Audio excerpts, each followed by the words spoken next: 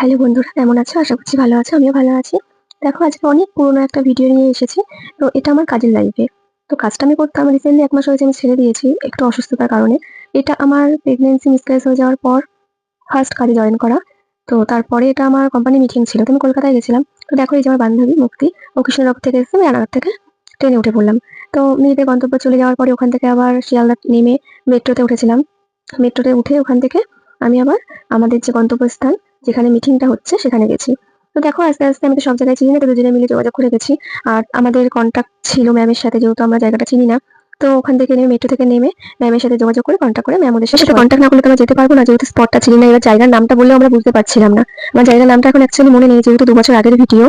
তো যাই হোক, আমরা তখন ম্যামের সাথে কন্ট্যাক্ট করে আমরা আমাদের জায়গায় চলে এসেছি, মিটিং স্পটে।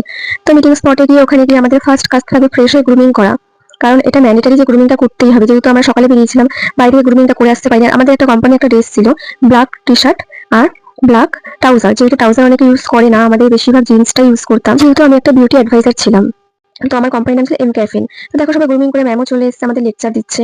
তো যাই হোক, সব থেকে বড় টুইস্ট ছিল আজকে আমাদের ম্যামের বার্থডে ছিল। তো বার্থডে উদযাপনটাও হয়েছে। আর আমাদের কোম্পানি দুটো ম্যাম ছিল, আমি সবাইকে চিনতাম না। আগে এই কোম্পানিতে আমি এম ক্যাফিনে কাজ করতাম, কিন্তু আমার যেহেতু প্রেগনেন্সির কারণে আমি কিছু মাস অফ রেখেছিলাম। তো যাই হোক, প্রেগনেন্সির গল্প একদিন আমি তোমাদের সবাইকে জানাবো, যে আমার জীবনে কত বড় দুর্ঘটনা ঘটে গেছে। তো যাই হোক, দেখো আমাদের টিফিনটা দিয়েছে। টিফিন দেওয়ার পর আমাদের একটা লঞ্চ হয়েছিল, জেলি স্টিক। সেই লঞ্চ হওয়াতে আমাদের মিটিংটা ডেকেছিল। তো যাই হোক, সেটা আমরা খুব ভালোভাবে এনজয় করেছি। মিটিং মানে তো এনজয়টা বেশি হয়। কিছুক্ষণ গল্প, খাওয়া দাওয়া, মজা, ঘুরতে যাওয়া, একটা জায়গায় যাওয়া, মাইন্ড ফ্রেশ হওয়া, সেগুলো তো সবই হয়। দেখো, ম্যামের বার্থডে ছিল বলে, যেহেতু দুটো ম্যাম ছিল, আমরা সবাই টাকা তুলে দুজনের জন্য গিফট এনেছি, যেহেতু একজনের আলাদা একজনের মন খারাপ করবে।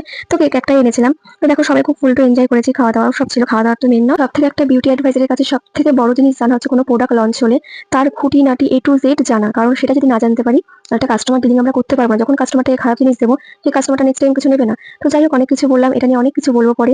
আমাদের মিটিং শেষ হয়ে গেছে, আমরা বেরিয়ে গেছি।